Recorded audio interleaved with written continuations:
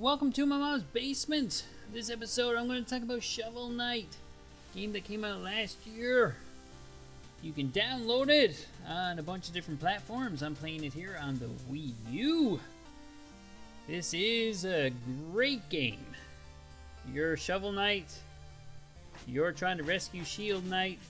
There's a bunch of bad guys, and it is a very colorful, very addictive platformer adventure game that is very reminiscent of games such as The Adventures of Link, Mega Man, DuckTales, and a few others. You bounce on your shovel to destroy things and whack stuff. You can dig up big piles of dirt, which usually have gems and sometimes food, carrots, and stuff like that. And you can wiggle your butt inside of a treasure chest and get a bunch of gems. You can see the game looks great. Here's one of the mini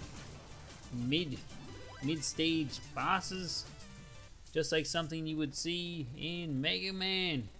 It has very quirky humor involved, all this dialogue. Here's the first boss. There's a big castle looming in the background. What more do you want? It is awesome. This guy's pretty easy. He just bounces around a bit. After a couple of tries, you should have him figured out. You jump on his head a couple of times. You smack him around a bit after he's done giggling at you, and you will eventually kick the crap out of him with your shovel. Kapow! Raise your shovel in triumph, and he will get up and run away. And you will move on, and in between levels, you will be sitting by a campfire, just like you would be in, say, I don't know, Golden Axe. You dig up your fire, get some gems, and move on. Has a map selection screen, much like Mario 3. And when you click on this town, you go into it and you find out it's almost just like Adventures of Link. You move on to the next level, which is kind of creepy, and it is very much Castlevania-like. Here's another one of those mega mini tiny mid-stage bosses that you need to beat. And kapow! Creamed them, and you've got a pile of meat. Then they turn off the lights on you and make it difficult. My major mistake was trying to do this level here, before I did the second level, which is this one. Because at the end of this one, you can get the null brooch, which really comes in handy on the dark level. So there's a tip. Do the much brighter level first. You can see the game looks great.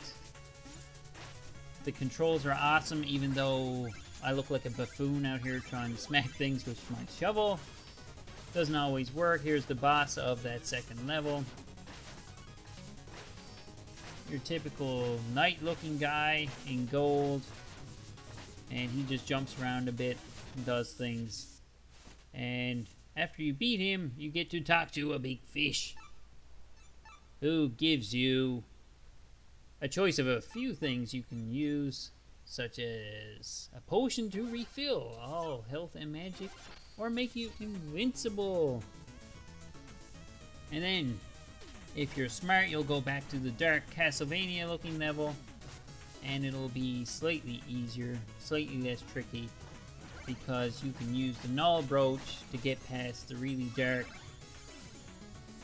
confusing, frustrating areas. And the game is a lot like Castlevania, which I probably already said.